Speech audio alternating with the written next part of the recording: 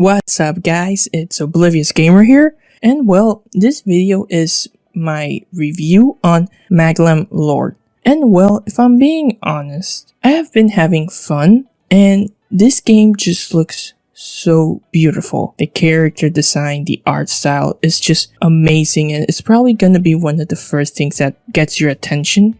I have been looking forward to this game for a while since it was announced, and then when it was released first in Japan, and finally it came here in the West. It was just released on February 4th for the PS4 and the Nintendo Switch. Now, before I continue, if you like the content, don't forget to subscribe. So what is Maglam Lord? Maglam Lord is a vibrant action RPG straight from the depths of hell, boasting exploration, real-time combat, weapon crafting, and relationship building. It's like a visual novel that looks really fun, and it has RPG elements. I feel the game is divided into parts that are the visual novel, where you experience the story, interact with the characters, make dialogue choices, and of course try to find love. And then there's the RPG aspects, where you go into an area to explore, slay enemies, find objects, or complete a mission. And the way that you fight in the exploration areas, I think it's interesting for its camera choice and the way that you engage the enemies. So let's talk a bit about the story. Basically, you play as the demon Kilisark, which you can choose its gender. And apparently, there are some dialogue changes depending on your gender. Kilisark is a powerful demon that got betrayed as the gods and demons form an alliance to defeat them, as they were afraid of how powerful Kilisark could become. Thanks to the help of their subordinate, Kilisark manages to survive barely. However, they were put into a deep slumber, eventually waking up years later, finding themselves in a very different world as time has passed. Things are more peaceful, and not just that, but they find out that Kilisark is the last demon, and they are put in an endangered species program by the government. Kilisark also finds out that they have lost most of their powers, and they need to find a way to restore it. And not just that, but they will be seeking a future partner, as they want to avoid the extinction of their species. In all honesty, the story in itself, I don't feel it's something unique. I mean, a character displays in time, they're in a new era, things are different. Like, I don't feel that's unique or like crazy. It's like, holy shit. But I do have to say, I do enjoy a lot the interactions of the characters, as Kilisark has to deal with, for example, Mamie, who's like the overseer for the government, or how Kilisark deals with like Darius or Charm, who are the last heroes who are supposed to be opposing the demons, and instead they're like working with Kilisark. The also interactions of Kilisark with their subordinates, and it's fun, you know, trying to get to know these characters, see how they interact with each other. It leads to some fun dialogue, and it's overall great.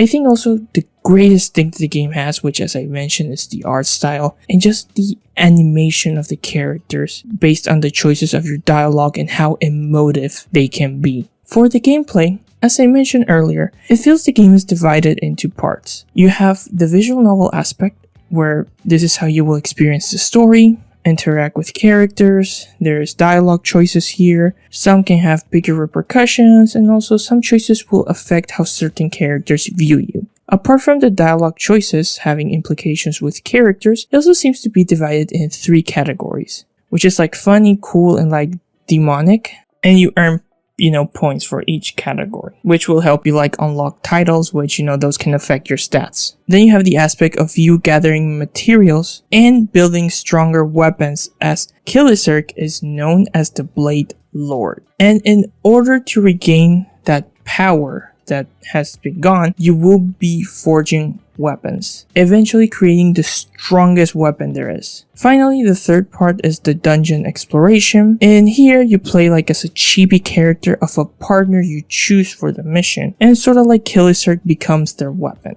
or possesses their weapon. In here, you can find items, you fight enemies, and defeat powerful bosses. The interesting thing is when fighting, it turns sort of like a beat 'em up, you could say. Like there's combos, you have a dash button, a block button, an attack button, and of course you have some abilities you can use when you fight, which the abilities will range from character to character as they're different with like what they specialize in and what sort of magic they use. You will also be able to bring 3 weapons with you. Also, like I mentioned, there's an emphasis on combos, so there is a combo counter too, and there's reasons why you want to raise that combo counter. The 3 types of weapons in the game are swords, spears, and axes. Enemies have weaknesses to a specific weapon, and for most enemies, it does show you what weapon is their weakness. Your character will level up, and you get points when you level up, and those points can be used to get you new skills or abilities. Finally, there is also the dating aspect, and you're looking for a partner. Here, you're guided and helped by Love Guru GG, a very eccentric individual. To raise your affinity with a character,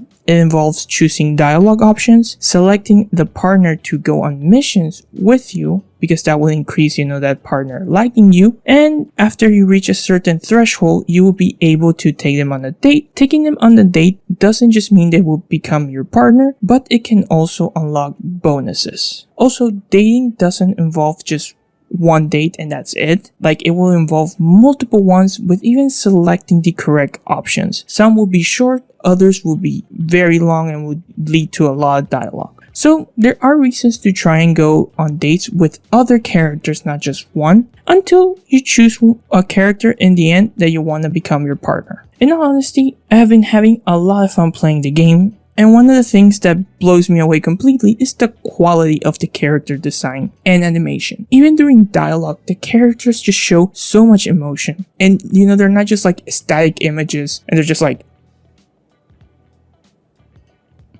blinking at you. Like, they can laugh, they can get angry, they cry. Like, it's really amazing how much effort it has been put.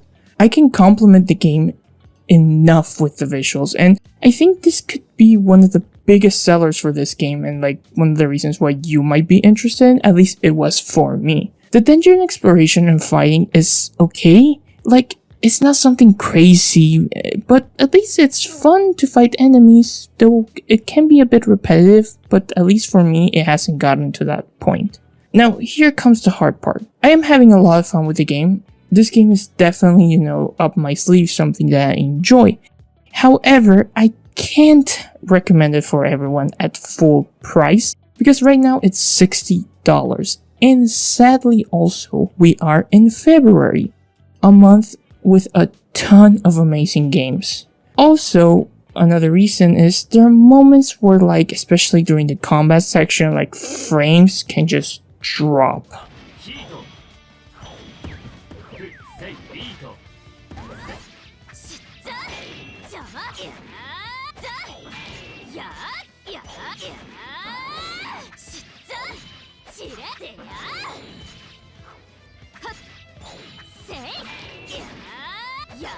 I would say if you like the art style and are a fan of visual novels, especially those that have, the romance options, then I think you should get this game full price. I think you will most likely enjoy the game. However, if you're not a fan of visual novels or just reading and watching a lot of dialogue, because this game has a lot of that, and like I said, the combat is not something like very deep, then I would say avoid the game because you might not end up liking it, even if you think the art style is good. If you're undecided, like you're like, well, it's okay-ish, I like the art style, like, I would say to get the game, but wait for a price drop. Don't get it full price if you're very undecided, but definitely try getting it once, the prices drop. I think this is an amazing game, and I'm having a ton of fun with it, and I can definitely recommend it to some people. But at least I can say that for most, I would say wait for a price drop, because this is definitely something fun and something great here. I am wondering, what are your thoughts on Maglam Lord? Feel free to leave them down below. This has been Oblivious Gamer, and I hope you'll have a wonderful day or night, wherever you are.